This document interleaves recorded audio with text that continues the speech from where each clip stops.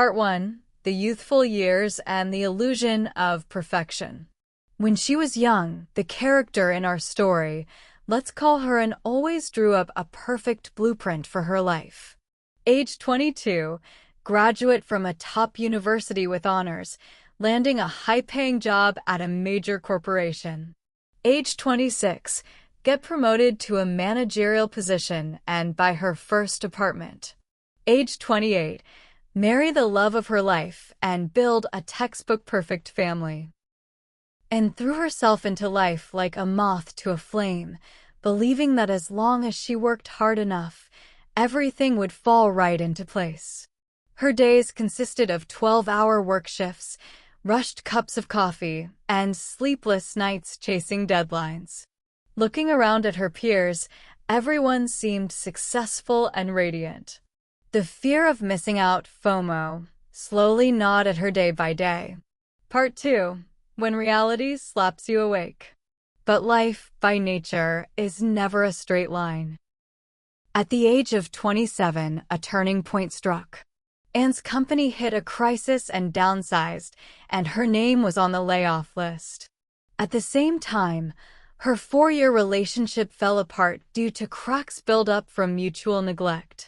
Within a single month, Anne lost the two things she used to define her self-worth, her job and her love, and fell into a state of complete collapse.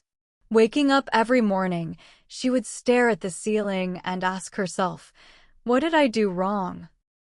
Why did I try so hard only to end up with absolute nothing?" She locked herself in her room, cut off contact with the world, and felt like the most pathetic failure on earth. Part 3. The Silence at the Bottom and the Awakening. One rainy afternoon, while cleaning up her messy room, Anne accidentally found her old high school diary. In it, the 16-year-old girl from back then wrote, "My dream for the future is to plant a small flower garden, have a cat, and smile brightly every day," and burst into tears.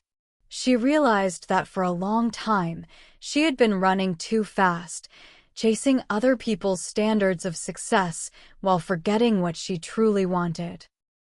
She wanted wealth and status, but she had bartered away her health, her peace of mind, and her genuine relationships to get them, and began to learn how to accept. She accepted that she had failed, and accepted that life had every right to reject her plans. Part 4. Slowing down to see a wider world. And started over, but this time with a different rhythm.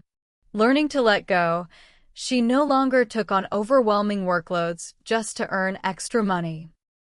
Instead, she used that time to cook a proper meal, take walks in the park, and get enough sleep.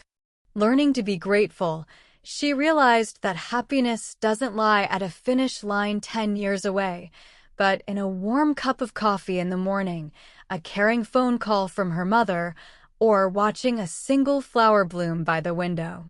Finding a new job, it was one step lower than her previous position with less pay, but it gave her room to breathe and to create.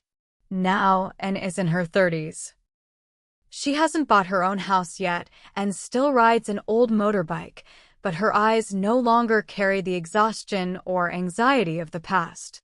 She has found peace within the very imperfections of her life. A final word for you. You know, Anne's story is also the story of many of us. We often place an invisible pressure on ourselves to be successful, to be strong, and to have it all figured out by a certain age. But life is essentially a series of experiences. Failures, heartbreaks, or loneliness.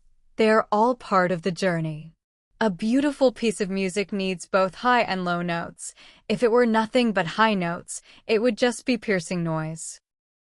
If you are feeling tired, pressured, or lost right now, please remember, stopping to catch your breath does not mean you are a failure. Be a little gentler with yourself. Sometimes, the fact that you are still here, still standing strong through the storms, is already a massive success. Thank you for sitting down and listening to this story. Have a peaceful moment in your soul right now.